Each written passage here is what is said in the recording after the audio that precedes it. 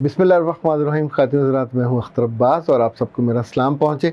ये सेगमेंट है आपके सवालात का, और इन सवालात में आमतौर पे दुख होता है, दर्द होता है, एक ख़ास तरह की बेकरारी, बेचैनी भी होती है। यूँ समझे कि जब आप मजबूर होते हैं, कंपेल्ड होते हैं, आपको रास्ता नज़र नहीं आ रहा होता, और उस वक्त जैसे इंसान डूबते को तिनके का सहारा होता है। कुछ चीज़ें ऐसी होती हैं जो मैंने ज़िंदगी में देखी होती है। मैं बहुत मोहब्बत से, बहुत तवज्जो से और साथ अपने रब से दुआ करते हुए कि मेरी ये बात आपको उस मसले से निकाले। यानी मैं ना तो आपको अपना इल्म बघार रहा होता हूँ, ना मैं आपको कुछ दुनिया की इन्फॉर्मेशन दे रहा होता हूँ। जब आपका मसला होता है तो उस वक्त टारगेट ये होता है कि गाड़ी आपकी ज़िंदगी की चल पड़े। ये किसी अंधे कुएं में अगर गिर रही है, सड़क से उतर रही है, आपके दुख का बायस लोग आगे निकल जाएंगे, आप पीछे रह जाओगे।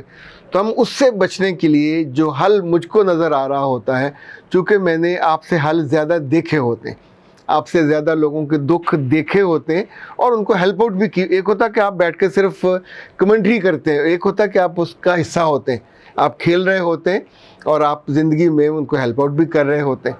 अब लाइक नूरी ने पूछा है कि सर अस्सलाम वालेकुम, मैं बहुत परेशान हूँ। मेरे वालिद ने 3 शादियाँ की हुई हैं, इसका मतलब तीनों मौजूद हैं। मैं पहली बीवी से बड़ी बेटी हूँ। सौतेली माँ की बदजुबानी की वजह से मैं, मेरी माँ और मेरा सगा भाई मामू के घर चले गए थे। जब वापस आए तो सौतेली माँ ने हमको आने नहीं दिया और उसके बच्चों ने भी गुंडागर्दी की। ओके, अच्छा, इस बीच में आपने ये नहीं जिक्र किया आपके अब्बा जी कहाँ हैं। फिर मेरा जो सगा भाई है वो बहुत लालची है और मारपीट करता है, मुझे ज़हनी तौर पर मफलूज कर दिया है उसने। अब मैं 2 कमरों के मकान में अपनी अम्मा के साथ रहती हूँ। मेरे बाप ने सब कुछ बेटों को दे दिया है, मुझे ज़बरदस्ती सगे भाई के साथ रहने पे मजबूर करते हैं। मैं नहीं जाना चाहती, मेरी ज़िंदगी बर्बाद हो गई है इन लड़ाई झगड़ों में, प्लीज़ मदद फरमाएं। बेटा जी, 2-3 बातें जो मुझे इसको पढ़ने के बाद समझ आ रही हैं। एक तो वजह, सबसे बड़ी वजह आपके वालिद या सौतेली माँ नहीं है, आप ख़ुद हो। मुझे लग रहा है कि आपको अपनी ज़ुबान पे काबू नहीं है, क्योंकि जब आप बदज़ुबानी करोगे तो दूसरे वाला लाजमी करेगा। आप बुनियादी तौर पर रिसीविंग एंड पे हो। आपको अपने वालिद चाहिए, वालिद का नाम चाहिए, वालिद का रिज़्क चाहिए, वालिद की प्रोटेक्शन चाहिए। वालिद के नाम के साथ ही आपकी शादी होगी तो आपका ज़िंदगी आगे चल पाएगी। आप हर जगह अड़ी करते हो। आपकी अपने बाप से नहीं बनी, नंबर 1, आपकी अपनी माँ से भी नहीं बनी हुई। आपने ये फरमाया कि आपकी माँ दूसरी बहन का ज़्यादा ख्याल करती है। आपकी सौतेली माँ से भी नहीं बनी, आपके सगे भाई से भी नहीं बनी। तो ये 6 महाज ऐसे हैं कि जिन्होंने आपको देखा, आपके साथ डील किया और आपकी ज़ुबान की वजह से वो आपसे या तो हर्ट हुए या आपसे डरे, या फिर उन्होंने सोचा कि इसको अपने से दूर कर दिया जाए।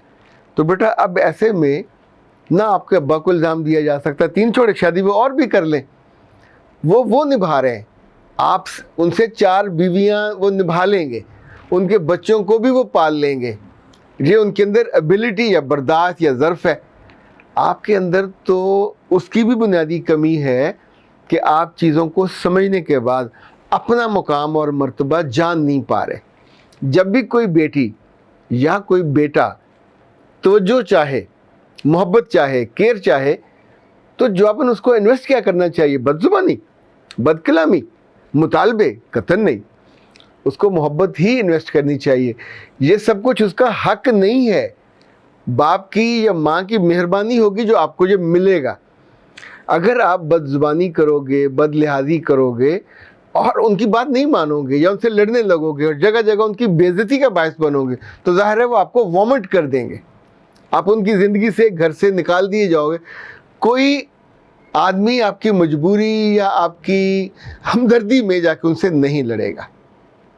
आप भी लड़ोगे तो नुकसान में रहोगे। तो जो दूसरा काम आपको करने का है, आपको अपनी रीपोजिशनिंग करने का है।